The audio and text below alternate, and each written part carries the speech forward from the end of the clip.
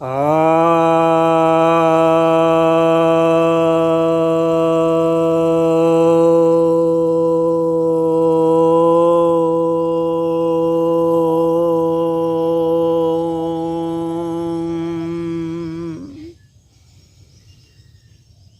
भक्तजनों को सप्रेम नमन। भक्तों, आज मैं आपके समक्ष श्रीमद् भगवद गीता के चतुर्दश अध्याय यानी 14वें अध्याय के 25वें श्लोक की व्याख्या करने जा रहा हूँ। यह 25वां श्लोक कहता है, मान अपमानयो तुल्यस्य तुल्यो मित्रारिपक्षयो सर्वारंभ परित्यागी गुणातीतः स उच्यते। अर्थात मान अपमान में वह सम रहता है, मित्र और शत्रु में वह सम रहता है, और वह किसी भी प्रकार के आरंभ की शुरुआत यानी आरंभ नहीं करता है, किसी भी कार्य के आरंभ नहीं करता है। ऐसे को ही गुणातीत कहा जाता है। इसका जो पिछला श्लोक था उस श्लोक को भी इसमें जोड़ लेना चाहिए, 24वें श्लोक को भी, क्योंकि 24वां श्लोक जो है वह कंटिन्यूएशन है इस 25वें श्लोक का। तो यहाँ पर भगवान कह रहे हैं कि सभी जो व्यक्ति मान अपमान जो विषय है, अहंकार का विषय है, मान और अपमान ये दो अहंकार के ही विषय हैं। हर व्यक्ति चाहता है कि उसका सभी लोग आदर करें, सम्मान करें, भले वह पात्र हो या ना हो। वह समझता है ऐसा कि उसका मान सम्मान यथोचित रीति से होना चाहिए।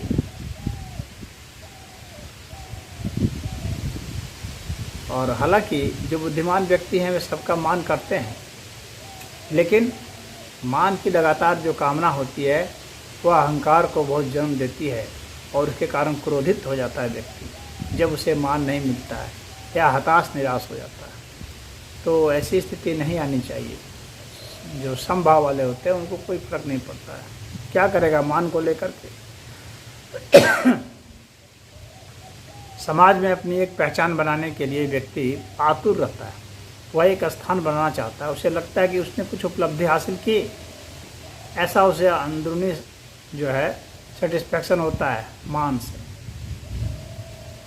लेकिन वह मान जो औरों के द्वारा दिया जाता है वास्तविक मान नहीं होता है।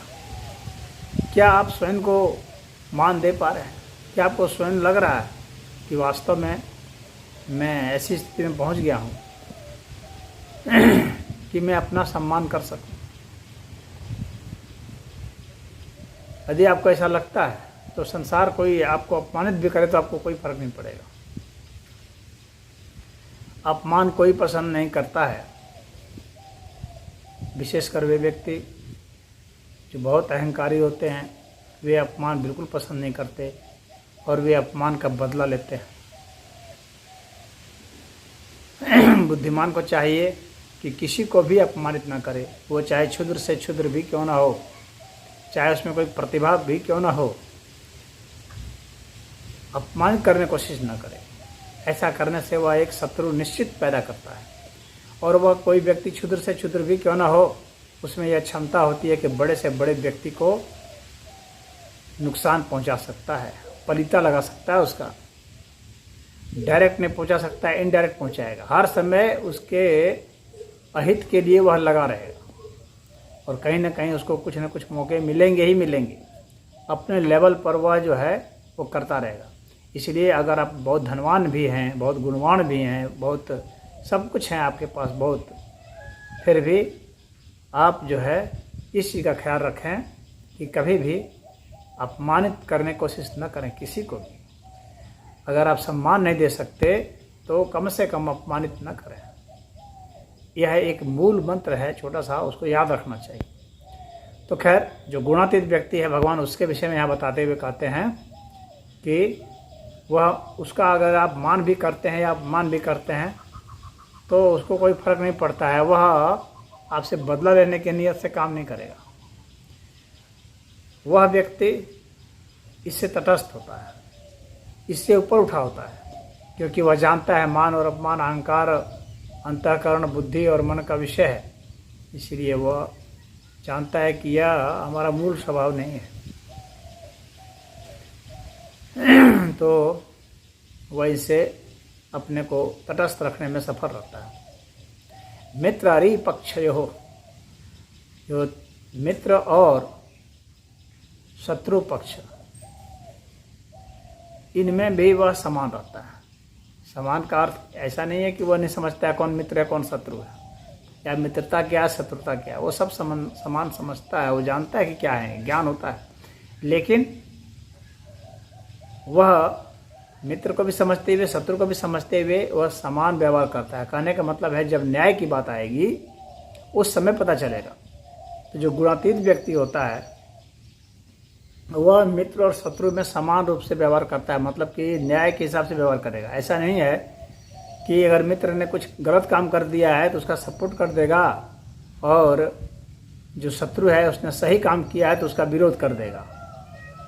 ऐसा नहीं करेगा वो समान भाव से देखता है, वो जानता है। और समानता किसी में सत्य और न्याय की समानता होती है, उसी को समता कहा जाता है। तो वह सत्य को जान लेने के बाद न्याय करता है, और न्याय करने वाला बिल्कुल एकदम समान होता है, समतुल्य होता है। वह शत्रुता का राग द्वेष के हिसाब से व्यवहार नहीं करता है कि यह मेरा मित्र है तो चलो इसको कोई हम वेटेज दे देते हैं, और शत्रु है तो इसने अगर अच्छे काम किए हैं तो जो है इसको निराश कर दें, इसको हताश कर दें, इसके खिलाफ में निर्णय दे दें। ऐसा नहीं होता है। यही जो है गुणातीत व्यक्ति को, यही आध्यात्मिक व्यक्ति की पहचान होती है। आध्यात्मिक व्यक्ति सदैव निष्पक्ष होता है, और अन्य क्या होते हैं कि अपने हित और अहित के हिसाब से व्यवहार करते हैं। उनका जो निर्णय होता है कि हमारा किस में हित है किस में अहित है, उसके हिसाब से निर्णय होता है। लेकिन जो आध्यात्मिक व्यक्ति होता है वह उचित निर्णय देता है सदैव, वह सदैव निष्पक्ष व्यवहार करता है। शत्रु होगा तो उसे दंड भी देगा अगर गलत किया है तो, और चाहे शत्रु भी है अगर उसने गलती नहीं की है बल्कि अच्छा काम किया है तो उसकी प्रशंसा भी करेगा, उसके गुण भी गाएगा, और उसकी तरफ से उसके फैसले होंगे। तो यह समानता का भाव आध्यात्मिक व्यक्ति भगवान के अनुसार जो गुणातीत है उसमें यह होता है। सर्वारंभ परित्यागी, मतलब वह किसी प्रकार के काम की शुरुआत नहीं करता है जो काम जो है भोग की इच्छा से किया जाता है। जो संसार में कोई पद पाने की दृष्टि से, धन पाने की दृष्टि से, जन पाने की दृष्टि से, या किसी भी प्रकार की दृष्टि से जो हित अहित के हिसाब से, राग द्वेष के हिसाब से संचालित होते हैं, इस तरह के काम की वह शुरुआत नहीं करता है। तो यहाँ सर्वारंभ परित्यागी, तो हर प्रकार के आरंभ की, तो क्या वो किसी काम की वास्तव में को शुरुआत नहीं करता है? शुरुआत तो करता है, परंतु वह समभाव से शुरुआत करता है, समता के हिसाब से कार्य करता है, भोग के हिसाब से नहीं। न्याय के हिसाब से शुरुआत करेगा, सत्य के हिसाब से शुरुआत करेगा, धर्म के हिसाब से शुरुआत करेगा। तो ऐसे का शुरुआत करता है, इसके कारण ही उसे कहा जाता है कि इसने शुरुआत नहीं की है।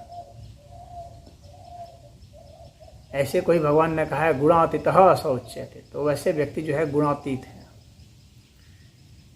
गुणों से परे, यानी सत रज तम इन तीनों से ऊपर उठे हुए हैं, गुणातीत हैं। इसीलिए प्रकृतिजन्य जो कार्य हैं, और कार्य प्रकृतिजन्य ही होते हैं, तो इससे जो है वह ऊपर उठा होता है। इसीलिए वह सर्वारंभ परित्यागी है, क्योंकि कार्य का आरंभ गुण करते हैं और वह गुण से ऊपर उठा हुआ है। तो जाहिर सी बात है कि वह कार्य का आरंभ नहीं करता है, बल्कि कार्य स्वतः जो हो रहे होते हैं उसमें वह समभाव अपना मेंटेन करता रहता है, समभाव में वह स्थित रहता है। यही इस श्लोक का तात्पर्य है। ओम।